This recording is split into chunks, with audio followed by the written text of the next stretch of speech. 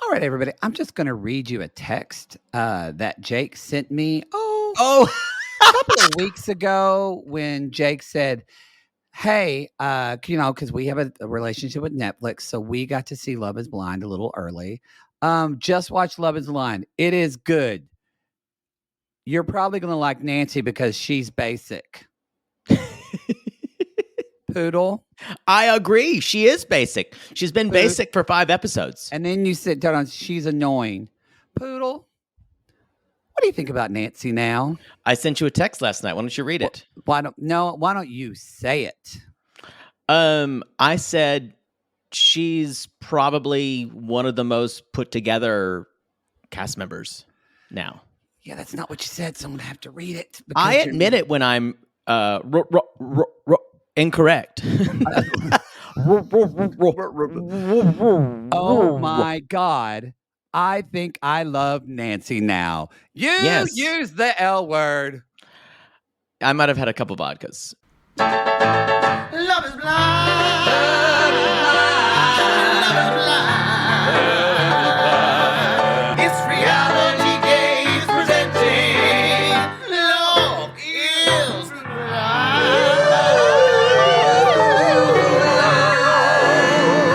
Yeah. I love everybody after like 3. To be honest. You love everyone after 3 and you hate everybody after 5. Oh, no, I think 4. I hate everyone after 4. I start fighting. You do. You get from loving punch to people. Fighting. Yeah. If you don't have a man that's hitting on you, you just I'm gonna start angry. fighting with you. No, I just think I love her too. I think after this episode, we understand her. I understand her. What I didn't like, let me just clarify. What I didn't like in the beginning is... Yo, this is Love is Blind season 3. This is Love is Blind Reality Gaze. Episode 6. Return to reality. Return to reality. We're just getting right into it. So yeah, go ahead. But no, I just want to say the beginning, it was the laughing. It was, to me, she was dumbing herself down to meet men.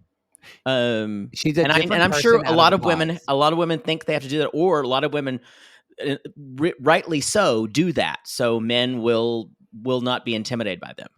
Yeah. So I was thinking she's the basic woman who does that, and I was annoyed by her at the beginning. I was I was like a little put off by the plunger story, as most of us were, however, and I think I was annoyed by the fact that everyone else knew Bartise was a fuckboy except her. And it's a shame that she still hasn't figured that out. But what you see in this episode is she is not only a businesswoman. She's a boss bitch.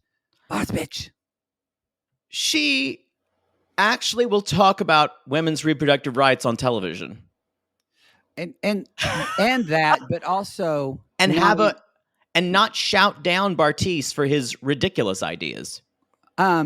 I didn't think his ideas were ridiculous. I just thought they were not probably very well thought out.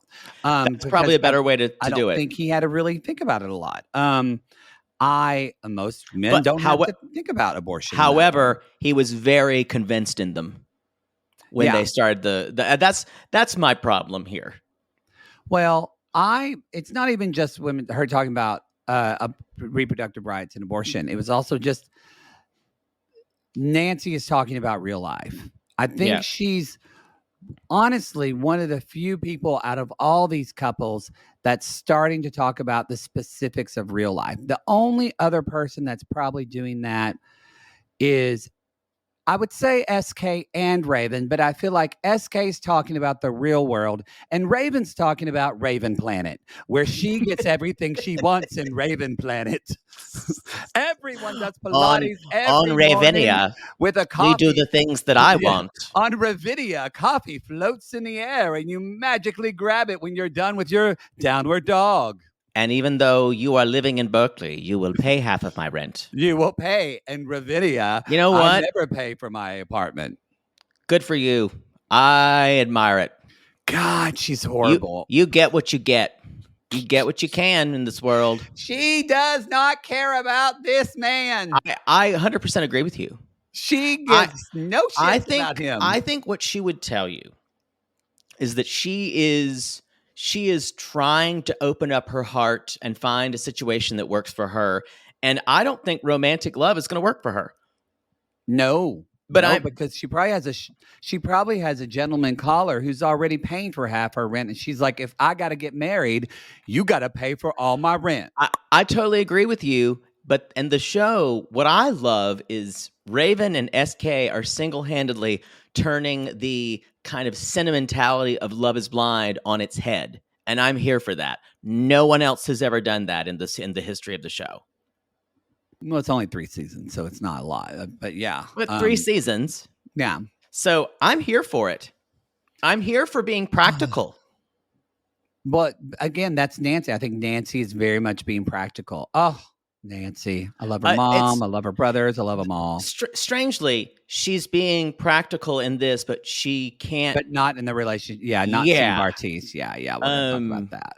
Also, y'all, we're going to talk a bit about not a lot of Colleen and Matt this episode. Almost nothing. Almost nothing. Definitely, we're getting a deeper dive into Alexa and Brennan, and also Zenab and Cole. It's interesting too with several couples. We're talking about what situations where women are the bigger breadwinners than the men. And y'all, this is Dallas. This is a way more conservative culture where people are from. So I feel like we're going to talk about that. I think that's going to come out in ways too in this season. We'll see.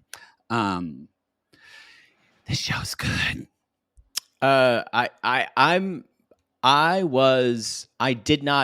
watched 5 minutes of episode 7. Cheater. But I just needed to find out, but then I turned it off. So let's go. I had self-restraint. Oh, come on. For our viewers. I didn't want to do that. No, I wanted to keep it fresh for you and have a wow. No, you don't have any restraint. Zero. Back to life, back to reality. Y'all, it's laundry day. You have is the one that's hanging on your bedpost. Amen. The good kind. So we find out just a little bit of thing, and we're going to go couple by couple. But Matt and Colleen are seemingly okay today. I'm still a little freaked out by the Matt that we saw. I am too. In that episode, he said that didn't understand the context, and now he does. And it wasn't as big a deal as he thought, but he's glad because he said we needed a little hiccup. And the fight makes us stronger. And Vanessa Lachey is like, okay. Okay. By the way, speaking of context, sorry, I just read this and it's on my mind, but this is Love is Blind related. I can't believe that we put a meme out about Kim and Usman making fun of baby girl Lisa, and baby girl Lisa thinks it's funny and commented on it, yet Amber Barnett has no sense of humor about herself. Y'all, baby girl Lisa really enjoyed him say you basically doing her and talking about raw dogging the American way. She enjoyed it, yet Amber... This is some funny shit. It's some funny shit. I needed this today at the cigarette store. I did. Yet Amber can't handle a Sephora joke. No. I just want to point that out. Something I never thought I would say.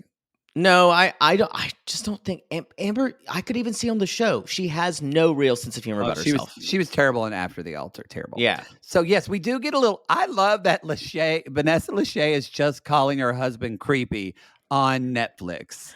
I thought her dress was unbelievable. Vanessa Lachey's, that's kind of white with a big green print. She looked amazing. She looks amazing. We love her. The Lachey's come on our podcast. I love everything but her scratchy "Is Love Blind" voice. They won't come on our show. So y'all, Nancy is calling everyone she knows to tell them about that she's getting married to Bartiz. They finally get their phones, y'all. It's so Cole different. is, of course, taking selfies because that's what he does. That's what I would never even think about. Oh, I'm getting you. I wouldn't think about. I would get my phone and immediately see what had happened in comic books if there was any news about the new Wonder Woman movie, and you would get your phone. I see who contacted me on Grindr. Exactly. We'd hear. your boyfriend would say, "What's that, poodle?" You'll say, My mom. we need to talk about We're opening this marriage. yeah, we're open now. I mean, this engagement. He's like, "Why are there all these pickle emojis showing up on your phone, dear?" Yeah, we're back to the real world. I'm going to be gone a lot. So I wanted to ask you about that. I know they're using that. I feel like producers gave them that language of talk about the real world versus the pod world. I feel like, because I noticed several of the couples are starting to use this kind of, I feel like that's inaccurate. Because I feel like that's saying that, yes, the pod world isn't the quote real world, but you're cultivating and meeting someone that should be real. No, And that's a problem for some it's of a these straw couples. man issue, because what they're trying to create here is saying the pods are the real us, which is wrong. It's because wrong. that's also very artificial. Yes. And that even the reality they're creating is artificial. Yes. Because they're going to the same Dallas high-rise luxury place and they're going to live with each other. So none of this is real because it's reality television. Yes. So shut up with your reality. It's You not can even in shut it. Dallas. I looked it up. It's in Addison, Oh, North Dallas. gives a shit. Yeah, bougie North Dallas. So, but I think that's a really good point to make. If you're north of the 635, that isn't Dallas to me. I agree with you. God, do you remember driving on the 635? Horrible. God, that's the worst. Didn't you have a church gig in Dallas? Yes. Oh, and coming back on Sunday Highland Park. afternoon when everyone's Awful. going to eat. Oh, blech. I just want to say, I think I think the show is making a big deal about going back to reality when it means now you're going to have to deal with each other's families. And because the conceit of the show says that two people who fall in love can make it work based on no appearances at all, based on emotionally connecting, that you can conquer anything with that. That's the conceit of the show. It's true. And that's false. We all know that. We all know that relationships we've had with people that we've had emotional connections with doesn't work out because maybe they're long distance, or they have a shitty family, or they're a drug dealer. That's just that's just me. Don't think that's the normal experience. Sometimes you find out they're a drug dealer. Poor mother poodle. Poor mother poodle, God, y'all. Chamber, did you have to date a coke dealer? Well, he is cute though. Kind of looks like Rod Stewart. So sexy. No, I did not date a coke dealer who looked like Rod Stewart. My mother just thinks Rod Stewart is the epitome of sexiness. You did date a coke dealer though. I did date a coke dealer. You did. He went to jail, y'all. That was a different person. That was a different person. That was a different coke person. That's a guy. Oh, that was a different guy. Oh, it was. Y'all. So anyway, I bring this up because the episode is called Return to Reality. And I like you explained it very well. So it's so I just we're setting that up. I think there was not too much at the beginning. They get their phones. We do. I feel like foreshadowing before we kind of break off into couples. You see Nancy in the moment saying, "I'm so excited for us to be together because I know this is happening. I know our wedding is happening." And I went, boy. Before, maybe we can do it at the end of this episode, or we can do it now. Where do you see? Should we wait to the end? Let's wait till the end. Okay, yeah, because I'm really the family episode did, I think, a lot surprisingly for Cole and Zenith. I think more than the other two seasons, the families are. Yeah.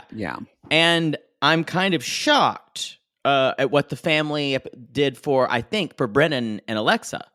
Where that's to be kind of understood after we see, because a little bit of cliffhanger. But especially Cole getting to meet Zenob's stepmom. Yes.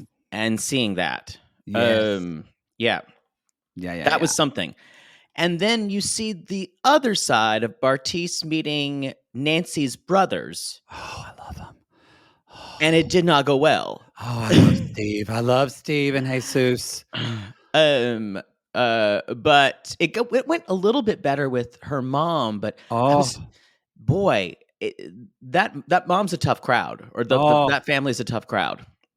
I love it. Okay, let's.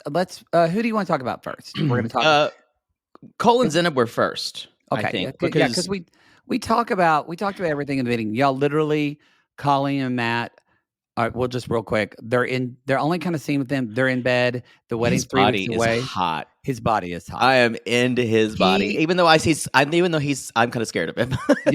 He is totally. He's like type. He's totally some guy named Cole on Sean Cody 2009. Oh, 2000, a little late. More 2000, maybe 7. Yeah, like just when they started doing bareback. Yeah. Wow. Remember when that was a big deal? Wow. We're talking about that. Y'all don't get it because I remember where I was. Y'all, it was a big deal because it was condoms. Yeah. And then all of a sudden, this studio started doing no condom sex, and it was the talk of like everywhere. Especially for gay studios. Straight studios haven't been doing that forever. Yeah. They didn't have to worry as much that they were going to die if they had sex. Yeah. So anyway, big deal. Sorry. So yeah, but that's really it. She's just saying, well, you haven't seen stress, Colleen. He's like, it's going to be fine, baby. It's going to be fine, baby. It's going to be fine, baby. It's fine. Give me a kiss. And all right. All right, Daddy's going to dick you down. Okay, so yes, let's talk about Cole and Zenab. She's already asking for him to put his stuff in the laundry basket and pick up her things. Y'all, Mom is already upset that Cole's leaving his socks on the floor. She's already upset. And pretty soon, she's going to be mad at him because he's going to eat half of those Tostina pizza rolls and leave the other ones out. I know. She's say, he'll go, Mom! Why did you heat up the whole box, Cole? Mom, we need some more Totino's pizza rolls. Cole, I'm not going to HEB another time for you and your friends to eat these pizza rolls. Fine, I'll go out and get them myself with my allowance. So this one's DOA. So I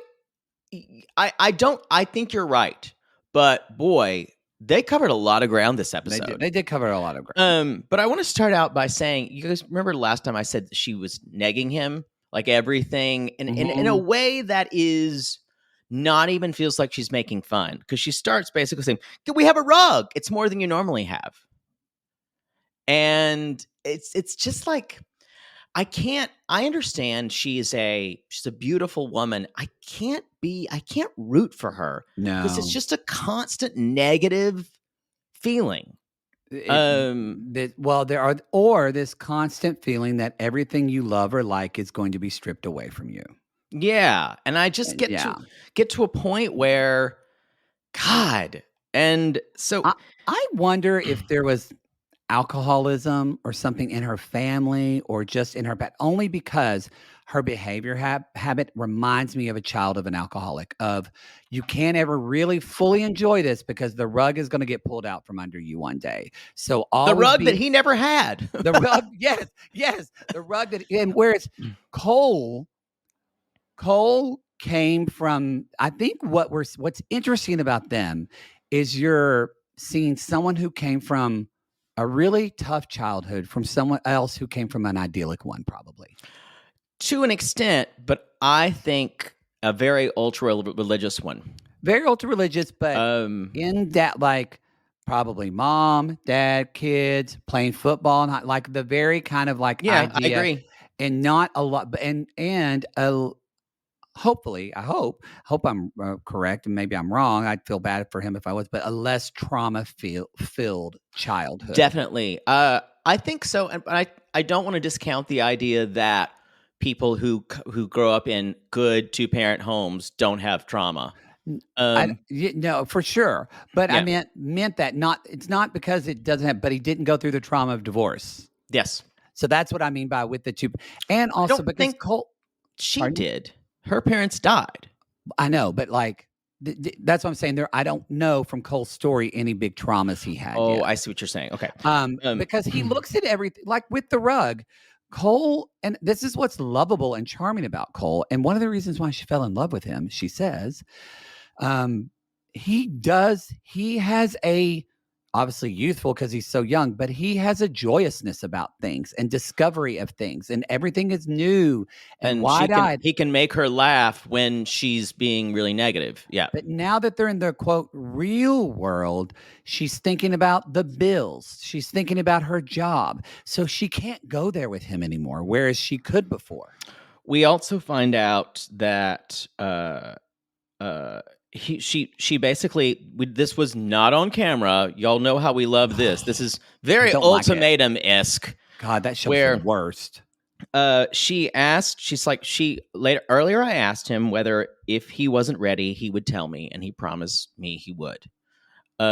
So he told her he wanted the girl from the pods. Yeah. So, and I understand him saying that because I think we did see a different Zenib in the pods. Yeah. Then I agree. Anyway, I think he's seeing this as simpler than it is, though, because she's dealing with a lot more than just their relationship. That's all I'll say. I want to say, though, we talk about Cole being young, but what we've learned about him, he's somewhat successful in his career. He's a go-getter. So it's not as if this person is not, whereas maybe somebody else. It's not as if he's just playing and having fun in life. He is building a life, a career. So he's able to do that and still have joy in things. And that's where she can't. And I want to know if you think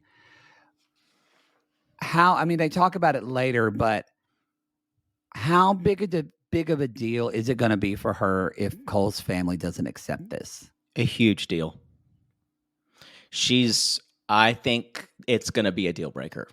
A deal breaker. If they don't get, and she even said, that's on you. You have to do this. Mm-hmm. I don't know if I would have said it that way. I would have said, maybe you and I can work together and find a way. But I think it's very, very important to her. Her stepmother talks about that later, that she didn't grow up with a family and she was looking forward to being part of her husband's family. And did you see Cole's reaction when this was like brand new information to him? And I went, you didn't get that? I think it had never been brought across that way. I thought it was a very interesting moment to see him being not as cocky and sure of himself. That's true. That's true. And God, he is cute. He's so fucking cute. And there's a moment of, boy, it really humanized him talking to that stepmother. We're gonna talk about that in a second. It really did. It really did. So, we mentioned this before, but just in the previous minute or so. But his family is not on board with this, and they will not be part of the show. They don't get it. They say they're not. It's in his words. They are not for it. Yes. Which. We find out later. It's one of the interesting biggest too. issues. I'm sorry. I just want to say it's interesting when Cole says, because it's when he said all that.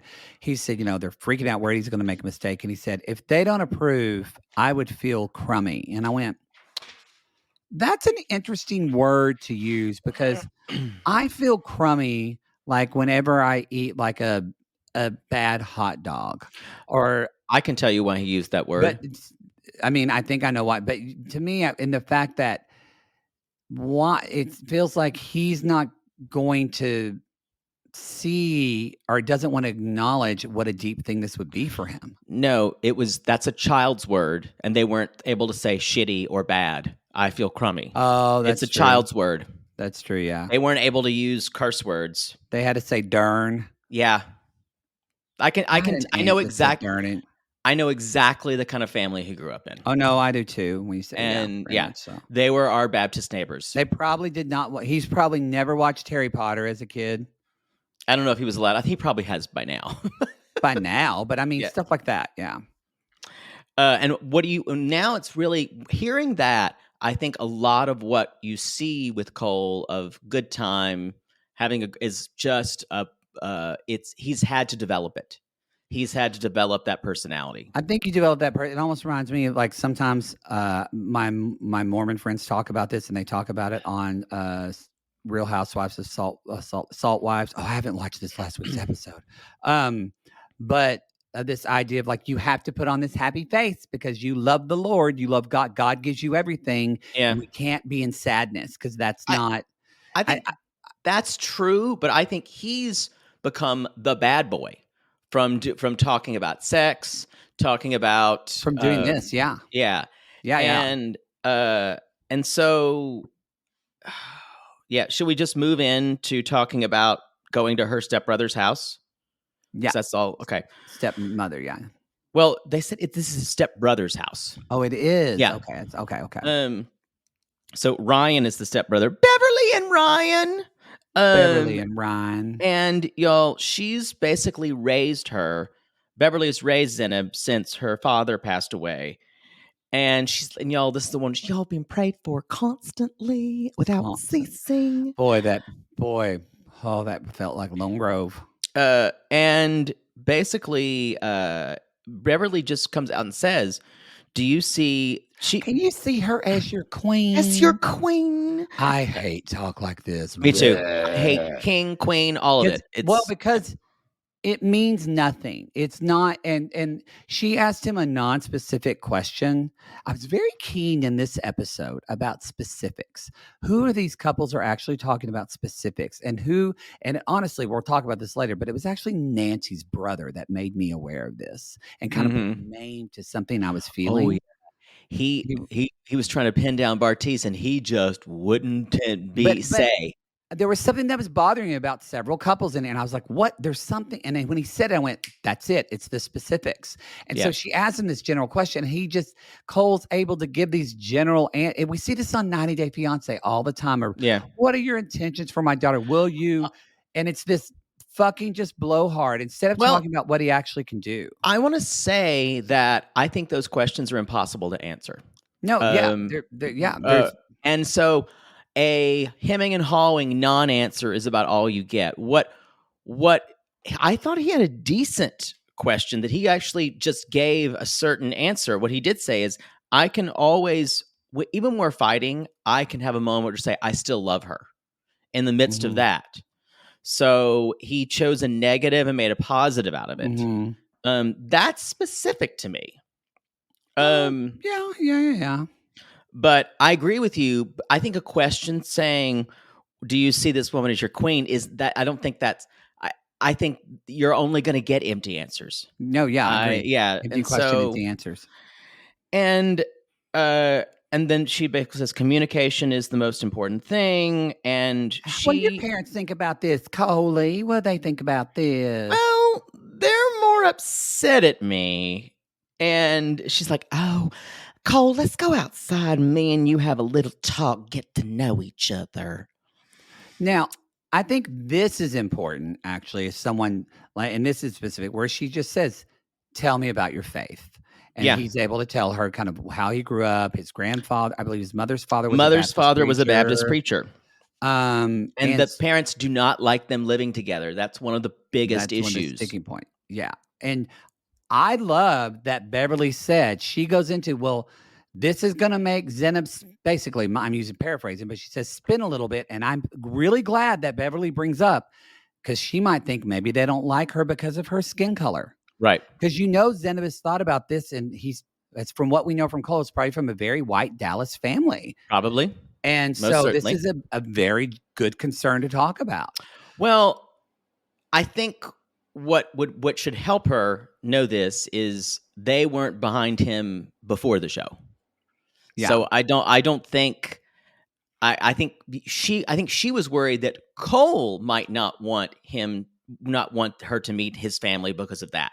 I think that was the issue, but I don't think that's the way he was setting up for it. So, but it is something his parents could have a problem with. That is true. Yeah, we don't know. And so, and then Beverly tells that story kind of the day that she comes home crying and she realized she had lived with them more than she had lived with her actual mom. And I was like, oh. That's really. But she's like, she's going to be looking for you to fill that with your family. This family and hole he just goes, she has. Whoa, I did not expect this. Did not expect that. Whoa. And so Cole assures her that he kind of softens for the first time.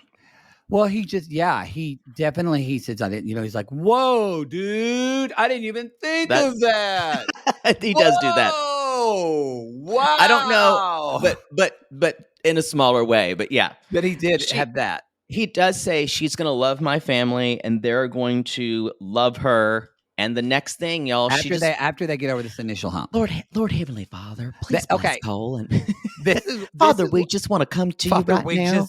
What I love is she did where people will be in mid conversation and they don't say let us pray. No, they don't even say that. I don't know. Like I have people like that you're talking to them and they just grab. You think they're grabbing your hand and they just grab your hand and go, Father, I'm here with Matthew and I'm just going to pray for him that he doesn't want to suck them dicks anymore. That he's going to look at that dick and say, I rebuke you, Satan. I rebuke that one-eyed groping thick monster who's just winking at me. Lord, I pray that he'll make a dick taste bitter in his mouth. Bitter, and it'll taste like the salt from Jehovah's tears, Lord. Lord, please let him wake up and dicks taste bitter. Dicks taste bitter, Lord. Didn't work. All right, so that's it for them. That is it for them.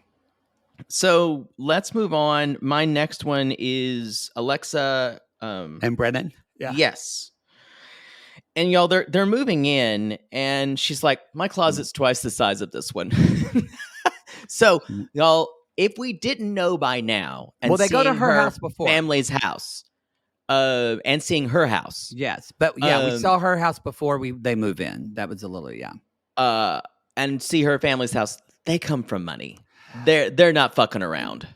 So that's what's going to be that's actually going to be the most interesting thing for me on this. And there is actually, how is Brennan, as a man from Texas, a white man from Texas, straight cis man, how is he going to handle that he is not financially anywhere near where he needs to be to enter into this family? Because this isn't the way it should be, but a lot of these families are going to think about, how can you take care financially of my daughter? Right. And she has said she wants to be a stay-at-home mom. So now he does have a good job. He's a fucking engineer. Like, he's a smart guy and has a good job. Dad even says earlier, how much does that is that a good job? I think someone wrote in that said her family was in the garment business. So it's lucrative. No, you can tell. You can tell by their very nice house and her very younger stepmom that they have money. Oh yes. Yes. Boy, her brother and cousin were hot too. They were.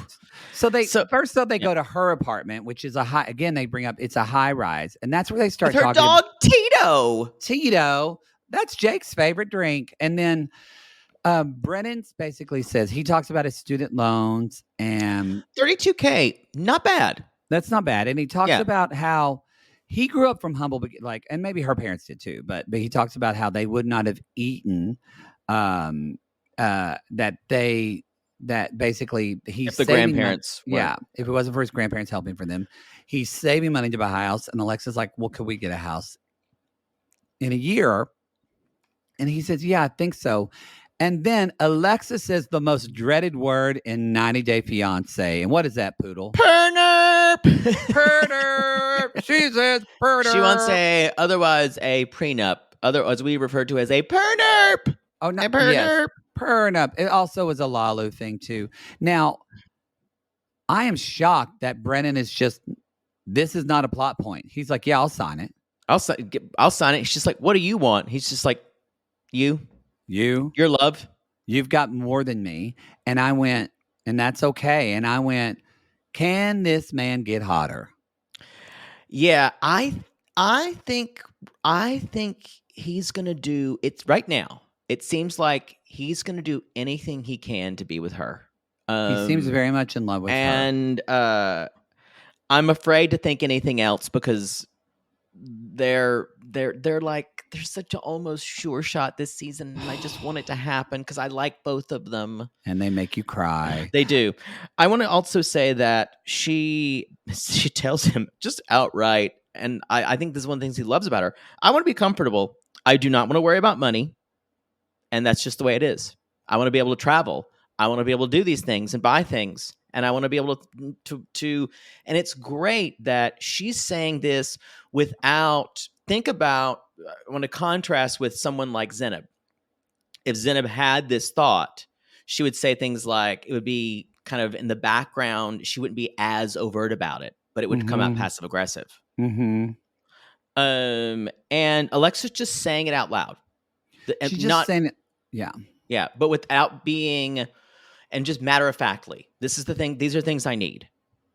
And I think too, not in a bad way, but like she has it's very easy for her to say it in a matter of fact way too, because it's easy to say you don't really want to worry about money when you already come from money. Exactly. So she has that privilege. And so whereas Brennan though doesn't, but what still is interesting, unless this is going to happen, but he doesn't seem like he's super stressed out about that. He does. Yeah. And so what did you think about, have you heard of parents taking the doors off their children's rooms when they were I've heard of it. Yeah. I've heard of that too. Yeah. That happened to one of my friends happened to one of my friends in middle school. I don't think I love that. That she had boys over. And she kept closing the door. Oh. And the father just took the door off the handles because she couldn't stop closing the door. Wow. I mean, it seems extreme for me, but again, I never had a lot of girls in my room. Jaybird, can you just close that door when you go in there with Sheila? Just close that door, Jaybird, please. Jaybird, please. No, Mama, I want everybody to hear me play Evergreen on my piano. Oh, God. Father Poodle, it's going to be rough. Brennan also says, education is the only absolute for our kids. I want them to do everything, play sports. I want to be involved in their lives. I don't want to be working like crazy. And it would be. I thought it was kind of like saying he has to know. By the way, she comes from money. I'm sure she's told him. But I will say it's probably two different upbringings they grew up with, though. Oh, they could not be more different. Alexa than the way they grew up. I think is close to her dad. But I don't think that she probably was around him as much as involved as the type of parent Brennan wants to be. No. And did you hear her? Did you hear her say, I think on the last episode, where she says, I never wear the same outfit twice? Yeah. Like they have which if they come from garment, that makes sense. But that's a lot of fucking money. Yeah. Yeah. Yeah. So the next thing, y'all, we are going to a fancy Israeli house. It's her father's house. It's Brennan's birthday too. Yes. And they are, See, I thought first of all, we need to talk about the hot ass elephant in the room. I know you said the brother, her dad is hot. It's interesting. I think I'm not. You've been into an old phase recently. You just thought the Thai priest on Annie and David was hot. Well, and he was in his late 60s. He was showing his arm. It was very built for a monk or a priest. I need to take you into the shop and get you tuned up. Something's wrong. I want to say this. You know what's hot to me? Money. Maybe you need to take a page from my book now. Instead of dating some guy with a neck tattoo who's going to choke you and then leave you for dead in a HEB parking lot. A neck tattoo. Ooh, not in the front where their larynx is, but on the side. Ooh. Oh God. Oh, how can you be more unemployable? This man is, yes, exactly. How can you never work? This man is already attractive and he's got money. Sign me up. Dun, dun. So Adam is his father, her father, I'm sorry. Yes. And I wrote down, look at this house, y'all. They live beautiful. well. It is beautiful. Now he says, now this is a good specific question. When he says, what did you bond over? And so they start talking about, family. Her dad's asking all kinds of good questions. Brennan fires back the questions. Great. He's like, even family, though he is nervous as shit. He's so nervous. And he said, and y'all, this is nerve-wracking because it is her parents, but also the money thing. I know that has to bother him on some level. It has to be in his mind. It's also the fact that there are about 48 people in the room, and they're just sitting there across from him. Yes. Like, not just the brothers, the cousins are there. The third cousin once removed, their wives. Now, everyone's over. It's true. Everyone's over. And so he talks about how much she cares about people, and she says, and I love she says, well, I love that when I'm with him, because she's talked about her insecurities. Yeah. And she said, I don't feel insecure at all. And then she talks about shakshuka and the food that he loves. And they were all like, what? And what? You know that word? But I think that was a good thing because they saw, because they're looking at, this is a white guy from Dallas who talks like us with a Southern accent. Mm-hmm. Who the hell is she dating? And so you thought, as this was going along, okay, this is going well. Brennan's making a good impression. Yeah, he does say, talking about the best way to learn a culture is through food, and it's like, so I don't know a lot about. It's like, is there some kind of class I can take on being Jewish? And he's like, look, son, we identify a lot more as being Israeli. Jewish is just the religion, and that's a different kind of thing in the U.S. People identify culturally as Jewish, but they're identifying culturally as Israeli, which is different. I think that was a good distinction. Yeah.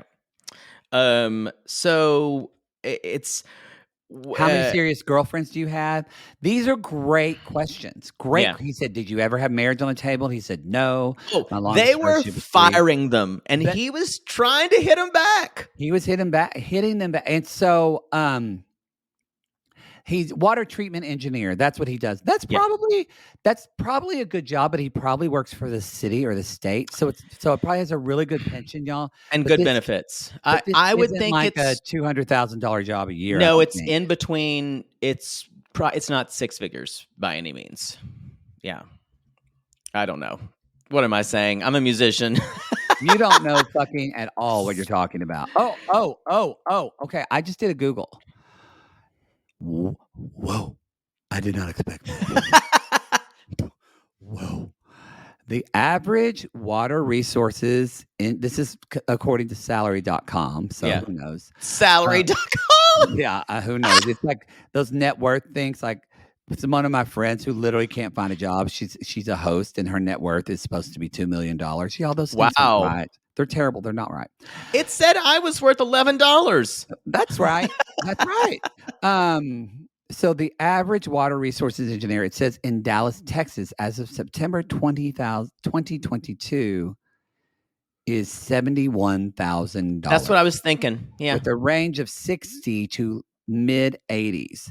I was thinking anywhere mid five figures. This is not the salary that Alexa needs to live the life she's accustomed to living. That is true. And this is, more importantly, this is not the salary that Alexa's father expects her husband to have.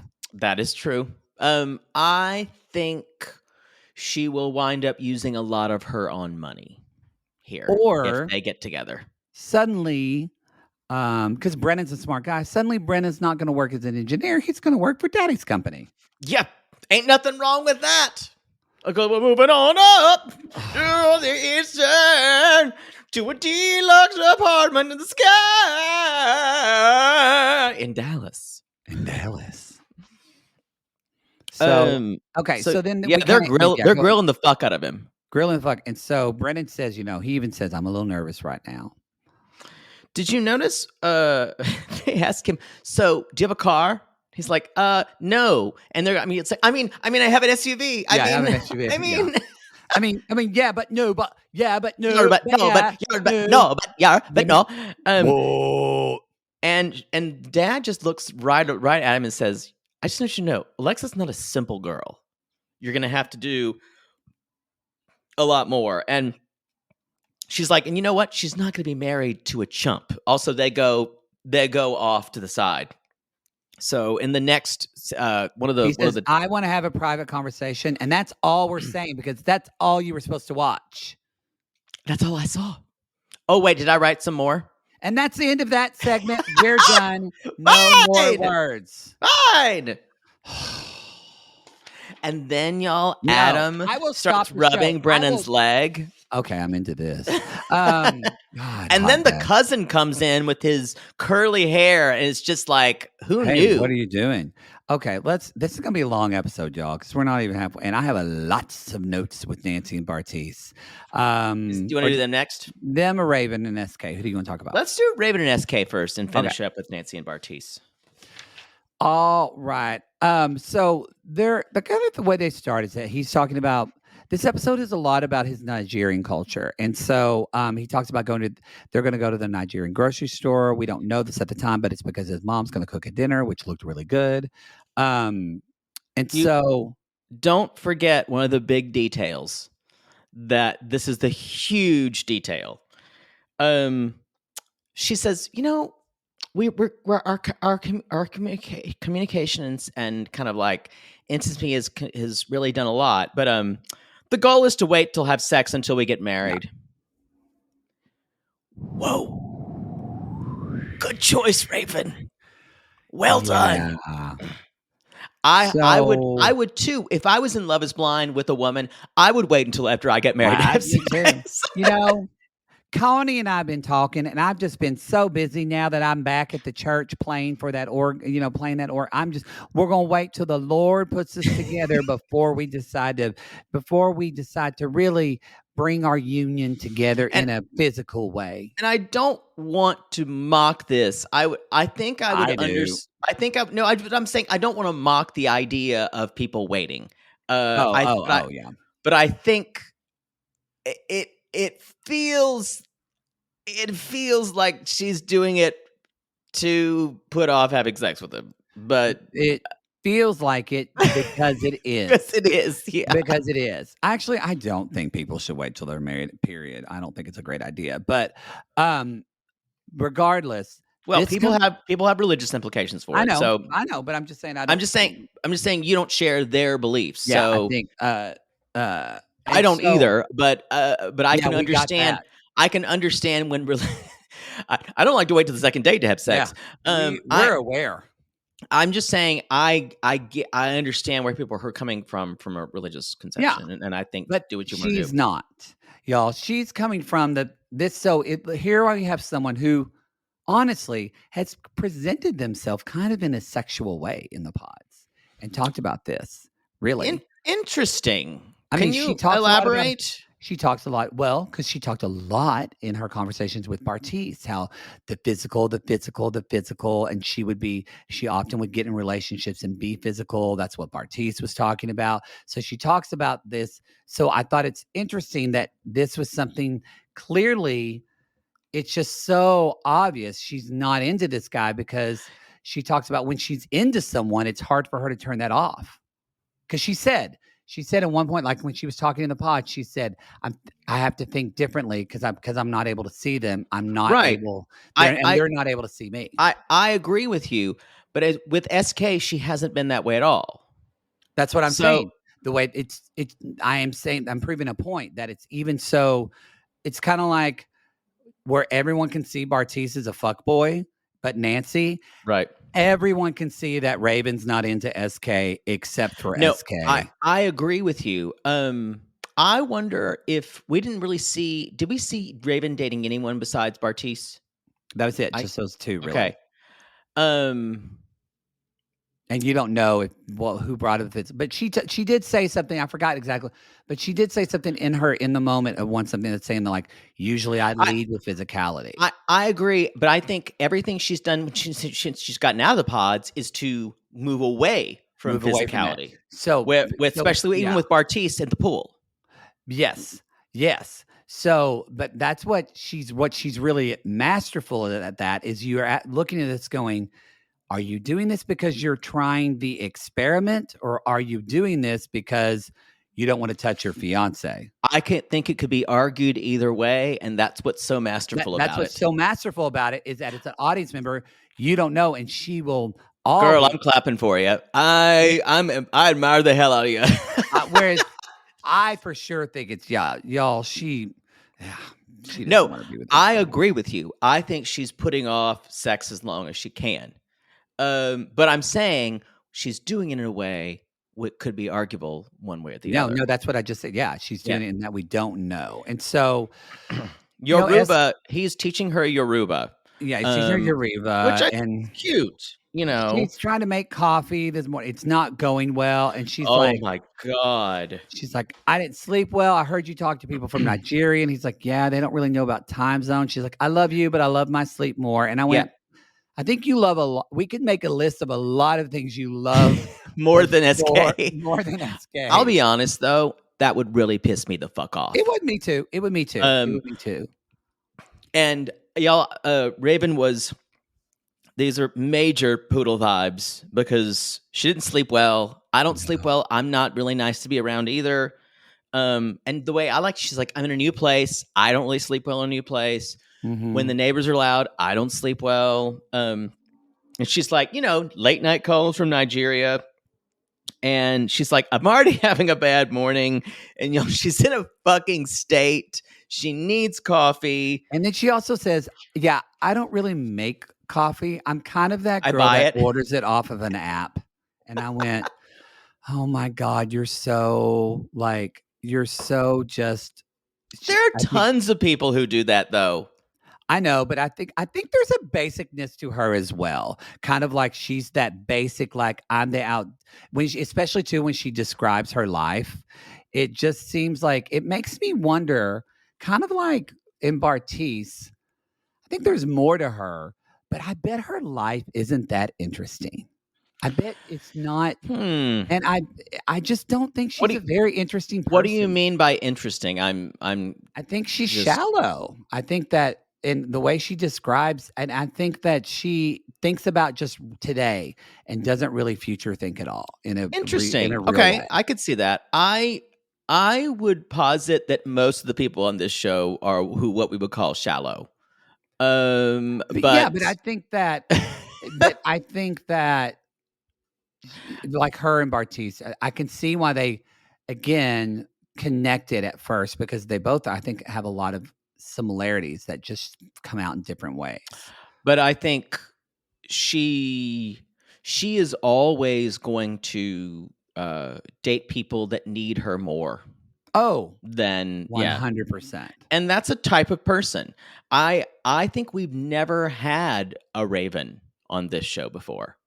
And we've never had someone who was this aloof. I think Mallory competed, but I think Mallory had more trauma she was bringing. Mallory had more self-doubt. She let us see her self-doubt more. This is Mallory. Raven is Mallory 3.0. Yeah, and I got to be honest though. I'm always interested to see what she's going to do. And I'm always interested. She is great TV. She's got this. She has a Giannina vibe where she is a reality star, y'all. She 100% is. So she is worried about meeting his mom and brother, and I think this is real. She's worried about, and I think she's also a little bit worried the mom's going to see through her. And Ade and AB is the mom. The mom is just gorgeous. She's pretty. The brother is cute. And I think SK is cuter, though. Yeah, I think. But I pick out the one in a bar fight. They're making food. They're making Nigerian food. And it looks like collard greens and something else. And they're using kind of pieces of dough, similar to Ethiopian food, where you're using it with your hands. And she... You just grab a piece of dough and you swallow it. She's like, you don't chew it? And she's like, is it okay if I use a fork? And Mom just kind of went, no, you can use a fork. They were super accommodating. And Raven was she could not get over eating with her hands. And she's like, you like the food? And Raven's like, yeah, it's good. It's spicy. I know you said it was spicy, but I wasn't aware it was this spicy. Even when she ate it, I mean, you got to appreciate how honest she is. She kind of ate it, and she did the thing in front of the mom where she kind of goes, and she kind of wiggles back and forth like, is this good or not? And I'm like, oh my God. What's interesting here is I want you to contrast. I think this is such an interesting way of parents, because I think his mom was trying to give her a lot of slack and understand where she's coming from. And she played this in a way that she kind of won the mom over, especially when she said, we've already said the wedding is going to have lots of, I'm going to wear traditional Nigerian clothes. She's going to wear Nigerian DJ. A head scarf. I think maybe they said Usman's going to perform. Soulja Boy. King Africa, Nigeria's biggest star. And she basically says, Ade says, why did you choose SK? And she said, this was a good answer. I don't know. As time went on, he always made me laugh, and he's such a square. And then and mom's like, yeah, he is. And I think Raven and his mom are a lot alike. And so he says, but then it got better, and I got kind of interested in his idea. So the thing about Raven, what gets her through life, is she's able to find what's different, especially than the men on this show, that's kind of radical honesty. Raven knows how much to be honest.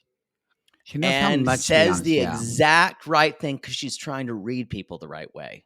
Well, she's like Gigi. She also knows that she's on television, and she's a smart woman. And she says, I always learn something new when I'm with him. And we also find out her parents do not approve either, like Cole's, and they're not coming to the wedding because they're skeptical. What it struck me, though, with Raven, that I think would be hard to date her, but I don't think it bothers SK because SK is so square, like she said. She says all of this very unemotionally. She doesn't think about the way the other couples described. Even when Brennan was talking, and I'm not saying it's a bad thing. I'm just saying it's interesting how they seem to be talking from a heart, where she did say at first he was square, but then I realized it was interesting. The way she described it. And I do think that she probably thinks SK is a good friend. She probably likes talking to him. And then when she talks about her parents, she's like, yeah, my parents are coming, and that's fine. And she just said it without any remorse at all. And I'm not judging her for it. I'm just saying that it was really, that struck me. I think her processing is hyper fast because it has to be. I mean, but what it does make me think of, for someone to say in such a easy way that my parent isn't coming to my own wedding. What happened on the way to heaven? Something happened. There's trauma there, or something that happened that is allowing you to, because it is not human nature to disconnect from feelings. You have to work on that. And so it just makes me wonder what more is her story. One of the reasons I was thinking is she's on camera. So I could come up with a lot of reasons why she wants to play it cool. And I think it's easy to say she's not crying and doing and everything like everybody else is. I just don't think that's her way. And I don't expect her to cry, but it was just she said the way, when people say, is Jake coming to your wedding? And I would say, no, Jake's not coming because I know you're never going to come to my wedding. So it's because you hate weddings. I'd go to your wedding. Would you? If I wasn't doing anything else. You know what? I am going to have an open bar at my wedding. I'll be there. There we go. But can I just come to the reception because I don't want to see you in a wedding dress? I know that's fine. Yuck. That's fine. So your taste will be abysmal. I don't think and the thing is, I don't think we're ever going to find out the story of Me Raven, either, because she doesn't want you to know, y'all. She does not want you to know. I think this is someone who holds their emotions very close to their chest, and that's the way she's decided she's going to go through with this show. Live her life, yeah. Yeah, and I mean, I don't know. So, but they're going to merge the traditional traditional Nigerian customs with the American costumes. And mom's like, I feel good about this. I'm just worried about it's very important in Nigerian culture for all the parents to give their consent. We have seen on 90 Day Fiance, y'all, it is very important. Yeah. And so she does say to her, like, this idea of put your mind at rest. The only thing that's different about all of us is the color of our skin. Yep. And then, she was worried about that. And so we will accept you. I think that was it about them, wasn't it? Well, they go to no, wait. Wait a minute. His apartment. And they're kind of cleaning up, getting ready stuff to go. And she's like, it's cute that he tried to decorate. He loves velvet, and I can't figure it out. She's like, he wears velvet. He has a velvet couch. He has a velvet chair. No more velvet. And then, so I wrote down, it didn't hit me until now. He's going to Berkeley. She chose someone who is going to college. We forgot about this. Yeah, he's going to live in California, y'all. He has a full ride. And y'all, he has a fucking full ride to Berkeley. Yeah. So what I'm seeing here is, what I see when I say that, ching, ching, ching, dollar signs, just because, especially if he got a full ride. Like, this is a very smart guy. Not until he finishes his degree, though. Eventually. But if you think long term, this is someone that's going to set up your life. Mm-hmm.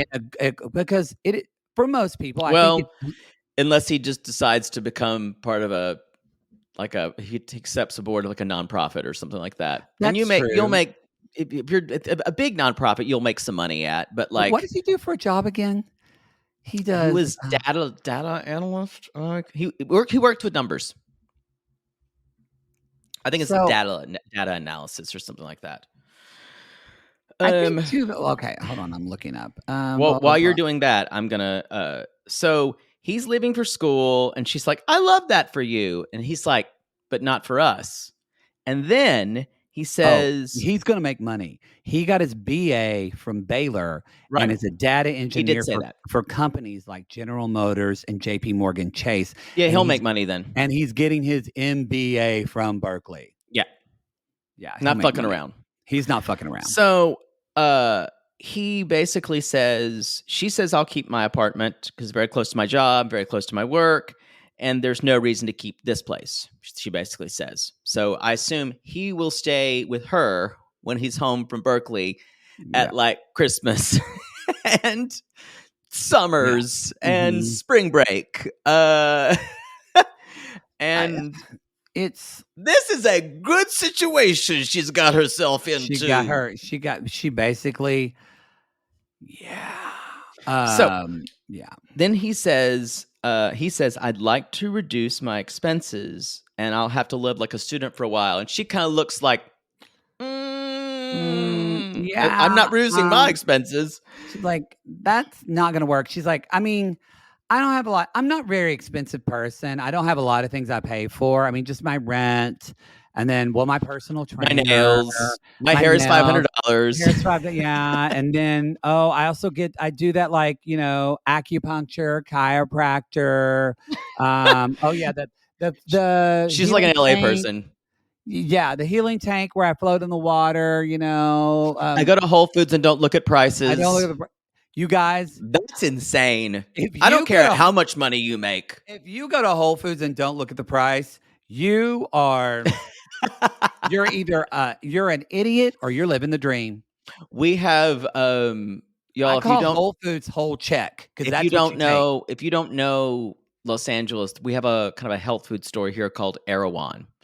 It's a very macrobiotic. You'll find foods like that. A lot of foods for kind of specific diets. Very organic, high quality, and it's one of those places where, if you go in there and just buy groceries for a week for you will drop $300. Yeah, they should just they should really need to change the name to Privilege. Yeah, they just should change the name. And a smoothie is $20. It's y'all. It's not kidding. It's 20. It's like $18.99 for a fucking smoothie. I've only been there like 2 or 3 times. Guarantee you, she loves Erewhon. Oh, she would love Erewhon. And I bet you she doesn't have hardly any savings. Interesting. I don't know what her family situation is. That's probably a good bet. I think you're probably right. I just meaning that like she feels like, because again, I go back to, if you really love someone, and that's the deal.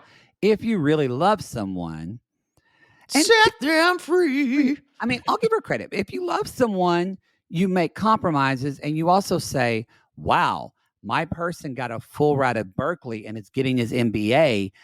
I want to support him in this because years from now, he'll probably support me. Now, that said, I'm going to give her credit.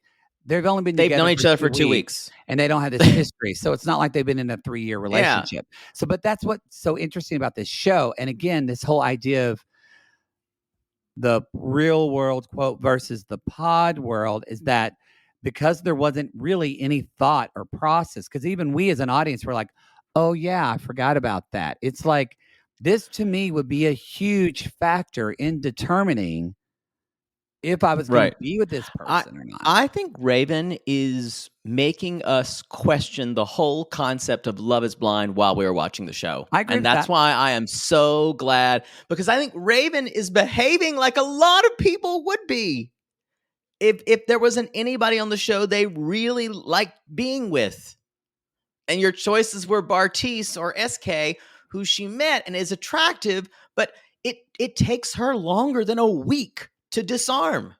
Yeah. Yeah. And so I think she's acting like one of us. And so I don't think she'd act like me. But could you do the Love is Blind experiment where you fall in love that quickly?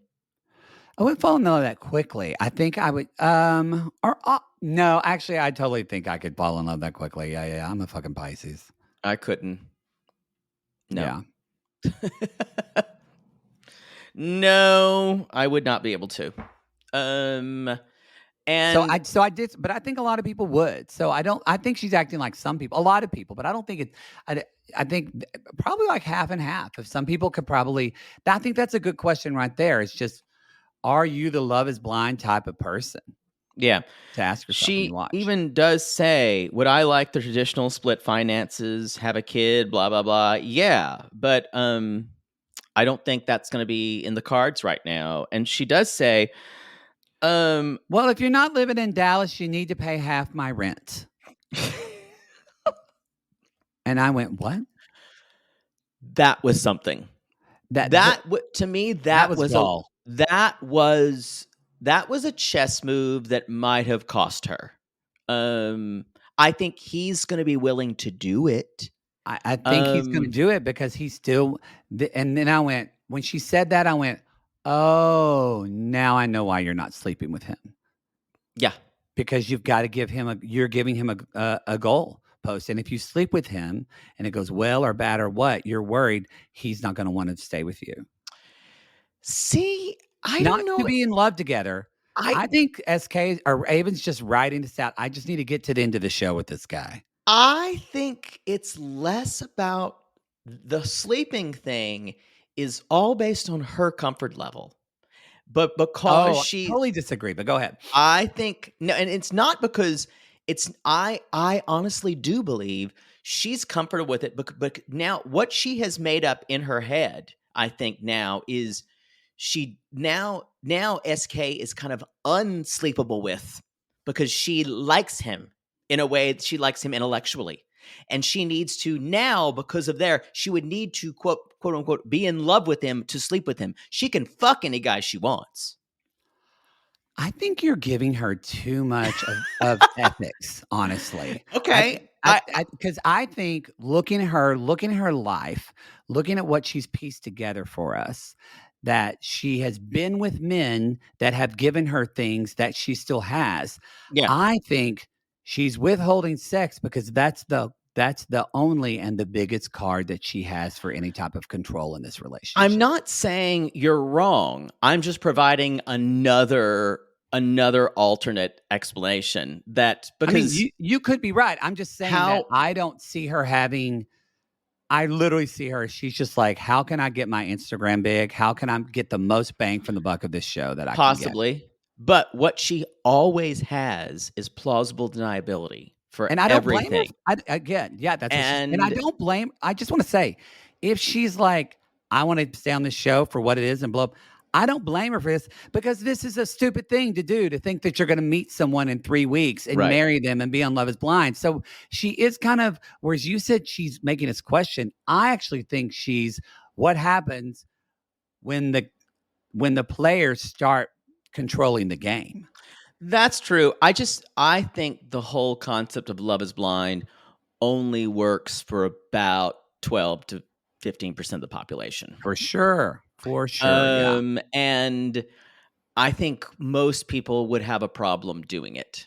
Yeah. And I know either way, either they would have a problem doing it because they couldn't fall in love that fast, or like I would have a problem staying on the show with someone I wasn't actually really involved. If that's the case, that's what she brings up.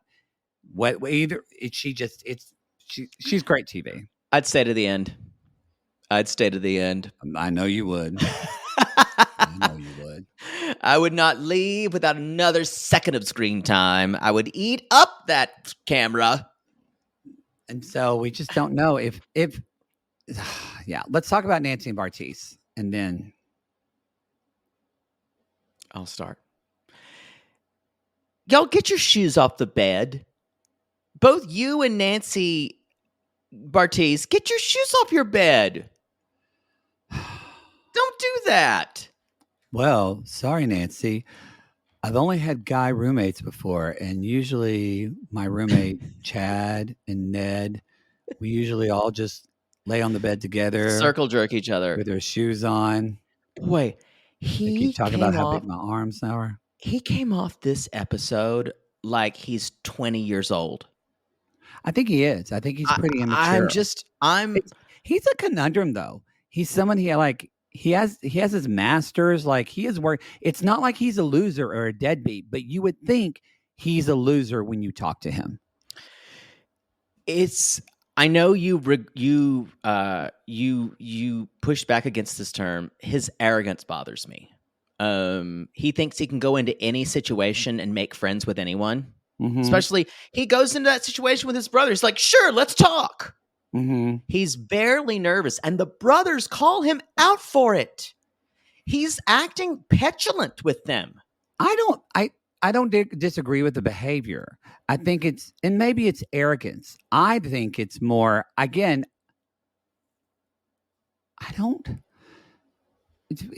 think he's that deep, like we've talked. So the arrogance component, there's some arrogance, but it's almost like, I think of him a bit as like golden retriever, of just kind of, he doesn't think it through. I don't think he thinks a lot of things through, at least what we're seeing on the show. It's just not that deep to him. That's taking responsibility off of it for him. I think. No, it's not taking responsibility, but I mean, in a negative way. I think he's just kind of like, okay, yeah, let's go. Let's do that. I think there's this naivete and that he has about just life in general, or that life's going to work out. And I thought that at the beginning too, and I thought it was charming, and then it wore off for me. We did think it was charming, and it does wear off because the deal is it's the different Bartise in the pods is the exact same Bartise in the real world, and that doesn't work, y'all. It doesn't. It does not work when someone doesn't seem to be grounded in real life. And that's why, like, when he talks to her, when he talks about, with student loans, I got my master's, and I went, what? You have your master's? Like, I was completely blown away that he had, because he just doesn't come off as that at all. He seems just like a dope. I think he could function in the real world. I think he's got a very inflated sense of self. And I want to, I'll keep bringing that up in this conversation with her family, where he should be very making himself humble, and he's just not. Mm-hmm. And it's almost like he lacks that. I want to meet his family. I hope I know we'll probably get that next episode because I feel like when we meet his family, that's gonna because like when we met, because it's almost some similar vibes of they just got divorced. Jarrett, Which one? from season 2, Jarrett? Yeah, Jarrett and Jarrett Iana. and Yana. Remember, like we were like, "What's this guy's deal?" And then we met his family and his father and all. You kind of go, "Okay, this makes sense a little bit more." I need more It to did make understand sense Bartiz. to meet him. Yeah. Well, the problem with Jarrett was he wasn't ready to get married, and he wasn't ready to stop partying and staying out till 4 a.m. Which I would argue is very similar to, even though he hasn't talked about it. He's not as much as a party boy, but they are both fuck boys, I think, in their Yeah. So they're going to rental properties, and y'all, she flips places like Cole. That's what Cole does. yeah. So It doesn't surprise me. We talked before, y'all. Dallas is very much young people. It's a go-getter city. It really is. So I just People need grow to. up quicker. He is like, he's looking at her for the first time, like, oh my God, you're an actual adult. That is like where I'm like, I feel like that's when he says he has a master's degree, and I went, it's like trust me, seeing the world for the you first can have time. several masters and not be an adult. I wonder what he studies. Trust me, you can. Yeah. This coming from someone who fucked one of their students as a TA. I never fucked a student. They were my student's roommate. Very different. You know what? You're right. Very different. So, he's like, how much is the rent for something like this? And it's just the questions he's asking would be like an 18-year-old, the questions. And he's like, my business partner. And he's like, oh, you mean your ex? And this feels like a little producery because like this hasn't been him the whole time, showing this colors. And I don't know if they're just trying to make him more the villain, but I'm like, honey, there's plenty of stuff to make Bartiz the villain of this season without bringing in this. It's true. I looked up too, by the way. He is, because he said this a little bit. This is a good school. He went to UT in Dallas. So he went to UT in Dallas and he got his bachelor's and his master's degree in accounting. And yeah, he's a CPA. He's a senior analyst at VMG Health in Dallas. I thought he said he was doing CPA stuff. He was going to be a CPA. Well, you don't need a master's degree for a CPA. So if he has he does more analyst stuff. So I mean, he's got a good job and makes decent money. So it's not the job though that you would think. Again, this is my thing with Bartiz. It's kind of like it's hard to, in a way, it's easy to understand him, but he is a conundrum in that there's these parts of him that just don't line up. Like the way he's so fit and the way he looks in these apps. Does this man look like and act like a CPA to you? No, but a lot of people who do numbers jobs do them so they can completely forget everything they do when they leave the office. Yeah. That's true. That has nothing to do with their personalities. I know, but it is that. What would you have said Bartiz's career path would have been? Personal trainer. That's what I would have thought too. But I think we're also used to LA where people do that more. Yeah, I think he wants. A lot of times, I think a lot of people. He may have been in a situation where his parents or someone close to him said, "You need to be in accounting because that's going to be where you can get a decent job." And that's what my mother told me my whole growing. And then as soon as maybe he listened. Maybe I didn't. As soon as then I finally started doing the books at the law office after being there for 15 years. I finally switched jobs. Instead of being an office bitch, I did the books. And my mother said, just because I needed to make more money, even though I didn't want to do it, my mom said, well, don't want to say it, but I guess that accounting degree would have come in handy. That bitch. Like, wow. I would have hung up on the phone, hung up with her. That was a read. I was in the car. So they, and she basically says, he's being prickly about the ex. And she's like, he's the realtor. And I guess it felt even weirder for her to have this kind of job and this kind of, she seems like she's burgeoning to be successful. And he's questioning her relationships with her ex. in a way that she's having to answer for it. And then that's when I was like, leave Nancy alone, Bartiz. I'm for her because she's a businesswoman now. I did want to say, like, the woman owns houses. Like, this is her business model. Fuck like, off. Stand down. I don't know. Now for him, I think he will have problems if she makes more money than him. So that's what and she does. I'm sure. I mean, he makes probably pretty good if he's doing senior, but she's making more money probably. Anyway, depends on how many mortgages she has on her. Whatever. I don't want to get into real estate talk. But so she says the goal is to have enough properties to cover my living expenses and my family. So she already has a goal. She said, and the next house that I buy will be ours. Our house. Well, whoever I marry, we'll make our money. She said, if we make $200,000, $300,000 a year, that's our money. And you see his eyes go, what? Right. At first time, she's like, oh my God, my wife could make money. He's like, wait, women can make money more than men.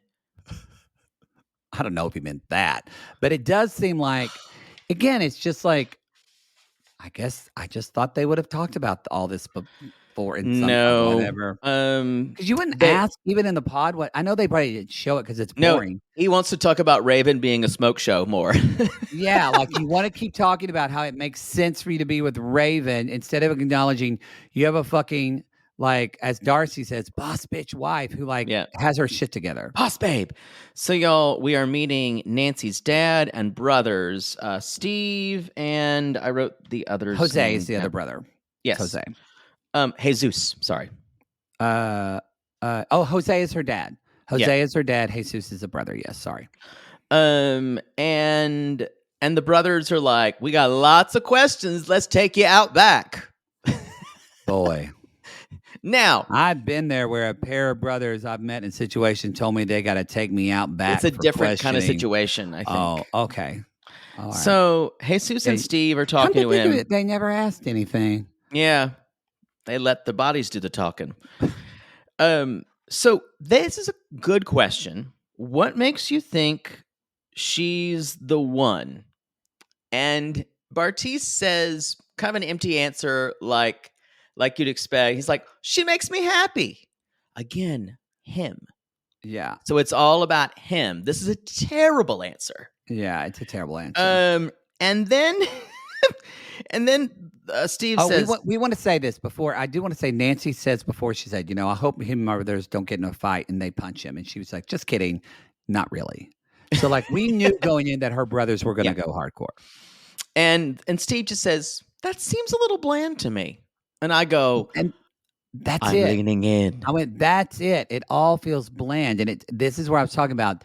There's no specifics. Because I wrote, even when we saw them earlier in the house and stuff like that, and they're talking, and I wrote that I don't feel like there's any chemistry here between either of them. I noticed that as they go along, they'll like sit on a bed. Even when they moved into the new place, they're like, oh, you like the bed? He's like, yeah. And like they lay on the bed. And she's like, oh, this feels nice. He's like, yeah, this feels nice. They keep talking like I think even on Nancy's part, it's like they're both trying to convince one another that there's chemistry in this relationship. And honestly, I bet at the end of the day, neither of them probably are interested in one another on a deep level. It feels that way to me with this episode too. Yeah, that's what I realized in this episode.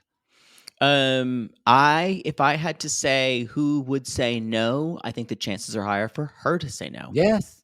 Which I would have never said. Yeah. So now, y'all, so he says, and then did you see Bartiz's face? Like there was like a mask taken off. And he's like, wait, my bullshit didn't work on you? The brothers are like, yeah, that's a little bland. And he's like, you don't understand. Like, this is the first time I'm like emotional with a girl. I'm constantly emotionally unavailable. And I'm like, that's a weird flex. But he literally said, like, he literally did say, I've never told a woman in the real world that I'm interested in. I've never opened up emotionally ever. Wow. That's a red flag. Yeah. That's such a strange flex to say I'm emotional and unavailable. You don't understand. Like that's, and because he said, the brother says, like, you talk about that she brings out the best in you. He said, but she does that in everyone. That's Nancy. Yeah.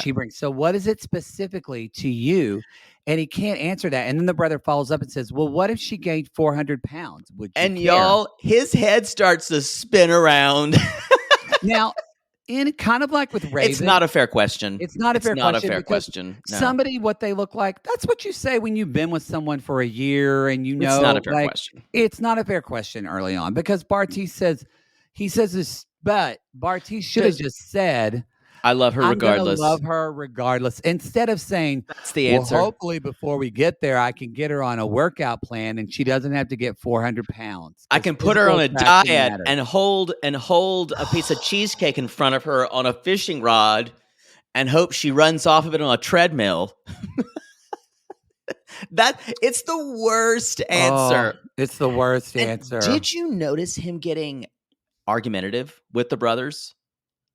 And at one point, and I'm just like, for sure, yeah. And I'm like, okay, this is the worst thing for you to do, is to let them get under your skin. Well, not in his defense, but they were coming at him and argumentative as well. Like they weren't being like, they were challenging him. But he needs to back down. As someone who their sister's known for 2 weeks. Well, he's the new dog in the room too. He's in their house. He needs to play by their rules. Right. It doesn't matter. But again, that is so. Yeah, I agree with you. There's arrogance, but there's also I actually think it's a bit of both. I think Bartiz has this arrogance, but also it's like, this is it. It's like he doesn't know normal social cues in the world. It's like because you want to say that he completely rejects them. I don't think he's always rejecting them. I'm like, it's like he doesn't know any better. Like he's so dumb that you don't know, hey, if somebody's brother is coming to me, I just kind of whimper and take it because I'm in their house. See, I don't think he's dumb at all. I do. I don't. I think because sometimes people that do not. Maybe he's like great at numbers, but maybe he doesn't take. Maybe he misses social cues in the world. I don't think he gets them fully. I think it's all being him full of himself, and the fact that he's got a group of friends. He's the alpha in every friend group he's in because he's the tallest. He's the most built. And so he gets to a point where he's the Mr. Good Time guy. He's everyone's favorite person. He cannot handle a situation where he is being questioned and challenged. I think yeah, for sure. I think, but it's like, because you want to say, like, this guy grew up multiracial. So, in Texas. So, he's dealt with things that have made him, I would imagine. Now, granted, he is a light-skinned black, which is a very different thing than a dark-skinned black man. Right. But still, it's like he never has had to have self-reflection. He acts like a white, straight cis man to me. Mm-hmm. And maybe in that way, in a weird way, maybe that speaks to him having.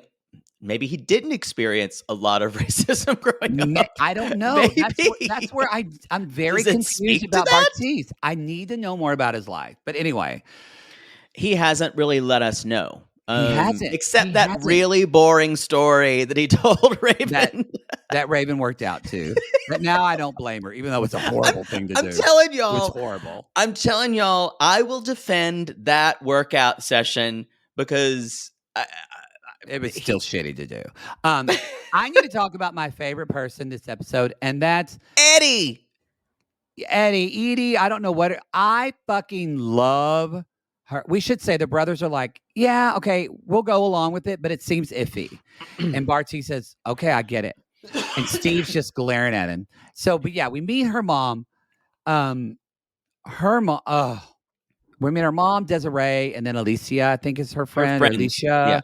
Yeah. They're friends. And so Bartiz is like, she's like, so Alicia says, well, what do you think of Nancy? And he says, I came in there and I said I wanted a best friend. And then I loved her laugh. I loved her laugh. And he did say, you kind of have to, at first I didn't think, but then you learned to love her laugh. I object to someone saying, I came in there wanting a best friend. I understand that's part of it. Mm-hmm. What do you object about it? Because to me, that seems like a normal thing you would want in a partner. I think it can be your partner. Can you be your best friend? I think saying I wanted a partner is very different than a best friend. Because to me, a best friend sounds something that's removed from sexual altogether. I think that's just semantics for you, because I agree with you as well. But I think a lot of people would say they want their partner to be their best friend. I guess it's okay to tell someone's mom that. Not like I came to find the person I want to fuck every night. Yeah, I don't think he's talking it as sexual. So I didn't take issue with that as much. I think I had more of a problem with that. It felt the fact that it felt like a line of bullshit coming out of his mouth. It really wasn't that bothered me. I think that wasn't the problematic statement. I think that I actually thought that was a legitimate thing. Just one of the few legitimate things he said. For me, later, it's like when he's talking to your mom, which her mom is really pretty too, and basically Bartiz says, well, our plan is to have an amazing life together. And I went, well, that's not a plan. That's an idea. That's a hope. But what's the actual plan? And she says, marriage is not a joke. I do bail bonds. I should know. Yeah. And say, Eddie, basically, she says, well, let me tell you what a plan is.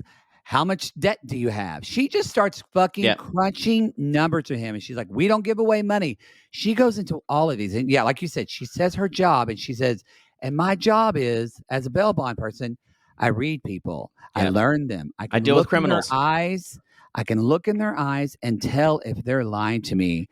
And she says, you don't want to see me mad. Nice, but if I get mad, and she looks at Bartiz in not a mean way, but you can see Bartiz's butthole is probably literally clenching. Yeah, it's smaller than a lifesaver at this point. Yeah. I think out of everybody, I think that's it for them, right? Oh, no. What am I talking about? This is like a 2-hour episode because there was so much to talk about. But I just want to say, now we're done with family stuff. Who do you think did the best with the family?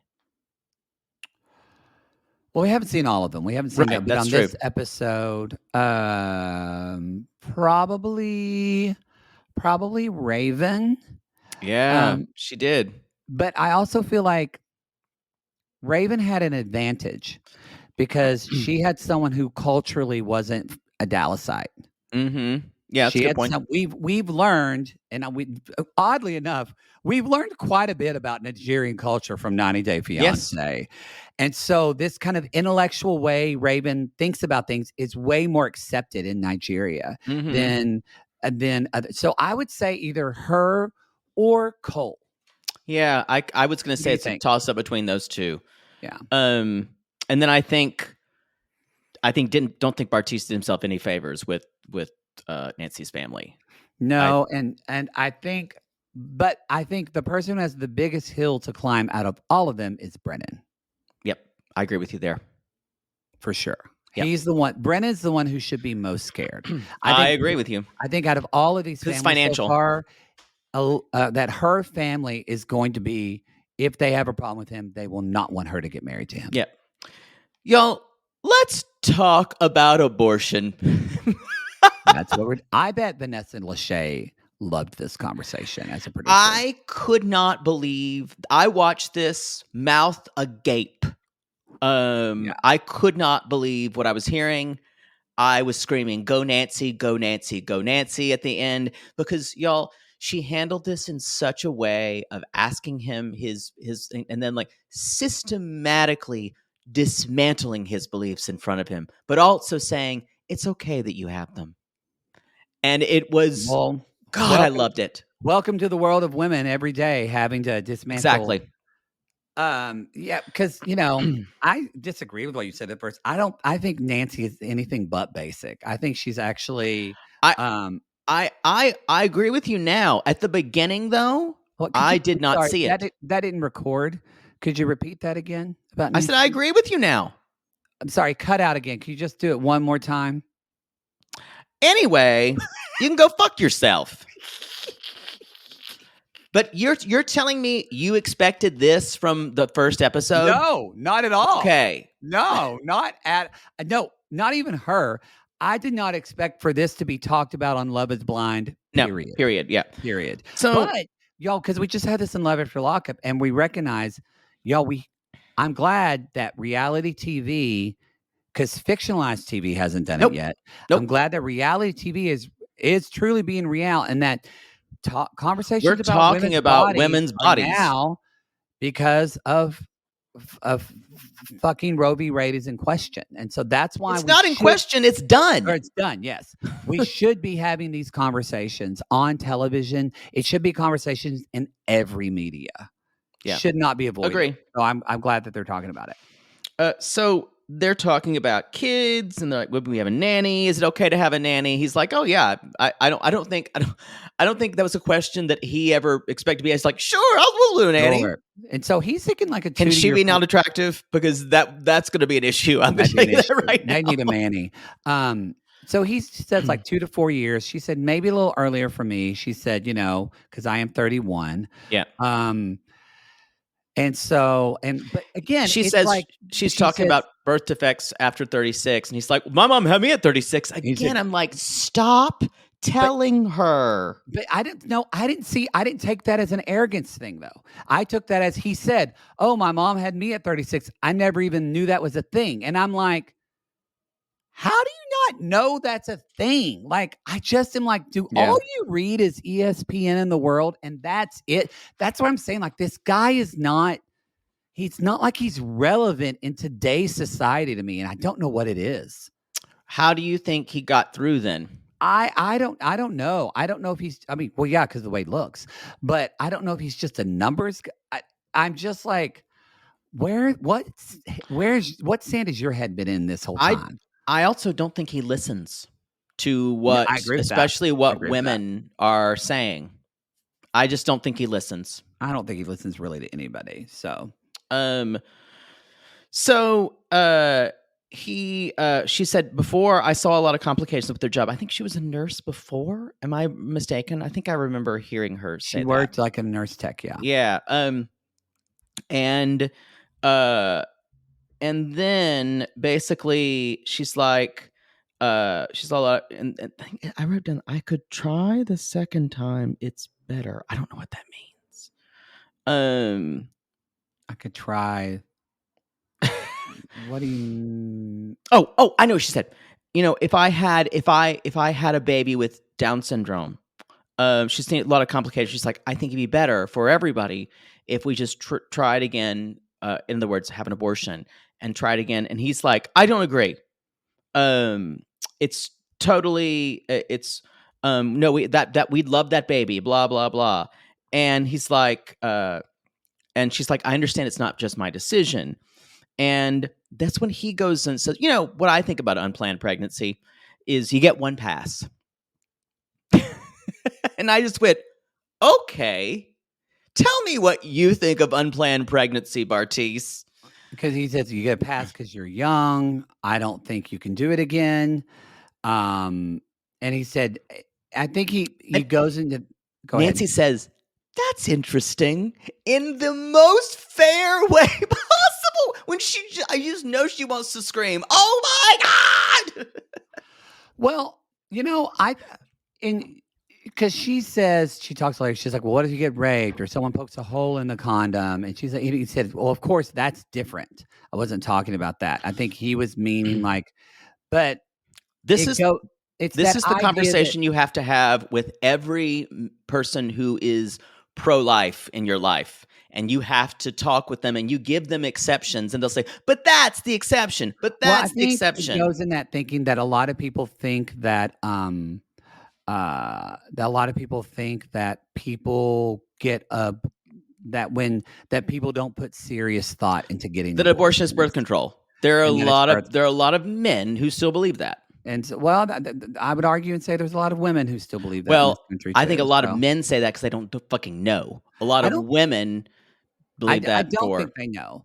And so, but like that part was what like the earlier stuff though, when he said like, I wouldn't do that. I agree with him with that. For me, if I had a child and I knew they were going to have like a birth defect that wouldn't put their life in danger, I would not be able to do that. I would say, so Down syndrome. I would say then that I have a child with Down syndrome. That is for me. And yeah. So that part, it's fine. But what I loved about this conversation, see, I agree with her. I would want a child to have all the chances in the world. And that's fine. I think that's what was great about this conversation, because she came back and said, I wouldn't want to do that. I've seen how hard that is. I've seen what it's done. Do I think his view is way more naive because he doesn't have a real world experience? Yes, I think my view of it's naive because I don't have a real world experience of it. But that is how I feel in this. It's one of those conversations too that I just am like, we've never really talked about what you and I think about abortion on the show because it doesn't fucking matter because we're men. It doesn't fucking matter. It does matter. It does matter. It does matter when you're in a relationship, obviously, and you're married. But I still think at the end of the day, it's like Nancy said at the end when she just said, I think women can have a choice of that. They need to be able to have the options of whatever choice they need to make. Right. I just want to clarify what you said. It does matter what we think about women's bodies. It does matter if abortion is legal to us. Well, it matters if it's legal. Yes, it does not. But for me, like having an opinion that I need to, my opinion of whether I would want to abort my own child or anything like that, I don't think that matters to me to talk about because I don't know. The child's not in my body. That's but I want everyone to have the right over their own bodies. Yeah, agreed. Yeah. So, but I think you're confusing too. That's not what I was saying clearly. I just did not want on the record of you saying we don't care about what we think about abortion, because that's not true. Oh, yeah. No. So later on, we're talking about, she says, he's talking about unplanned pregnancy. I just hate that it's the male language. You get one pass. No, yeah, that's super everything. What she was saying is she could have said, that's just like a man to say that, but you get to tell me what one pass. But she's like, interesting. She was patient with him, walked him through it, and it's like what every pro-choice, not even choice, whatever every woman has to go through with men to explain this to them painstakingly. Mm-hmm. And I'm sure that a lot of women who are listening have had to do this with their husbands or their fathers or it's infuriating. Fuck, God forbid your doctor. And he even says, well, what about plan B? And he's like, oh, that's different. I've done that a lot, which is very common, you guys. They don't think, oh, that's barely contraception. Yeah. So, and then Nancy says, I have no say in anyone's body. If you need to have an abortion, have it. And then she says, I wish my parents would have talked to me a lot more about sex. And he's like, they never had that question with me. And she's probably like, I'm sure. And then she said, thank you for listening to me. And I went, God, you really know how to be so diplomatic with people. And that's when I went, I'm for you, honey. You and me, I'm for you the rest of the way. He did say, though, a bit to his credit, I don't know if it was just, but he did say, you taught me, thank you for teaching me so much in this conversation. Thank you. And I wrote, that was great. But then I wrote, even after that whole conversation, I went, they just seem like two friends talking about an issue and not two people that are really in love with one another. I think with this conversation, she realized this is not someone who I can count on to have thoughtful conversations with. Yeah, because everything he thought of was either things he's heard spoken to him about. He's never questioned it.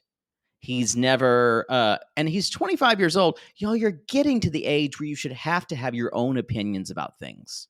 And I don't think he does. It's confusing to me. I know we talked about doing it this episode, but I think we should do it because we're going to meet the rest of the families next episode. And also, this is fucking 2 hours. This episode. Let's do the will they or won't we at the end of episode 7. Because I think then we'll have a better idea of the families and all that kind of stuff. But, all right. Y'all, it's a long episode because this season of Love is Blind is just so fucking good. I think you're right. This is the best episode, the best season for me.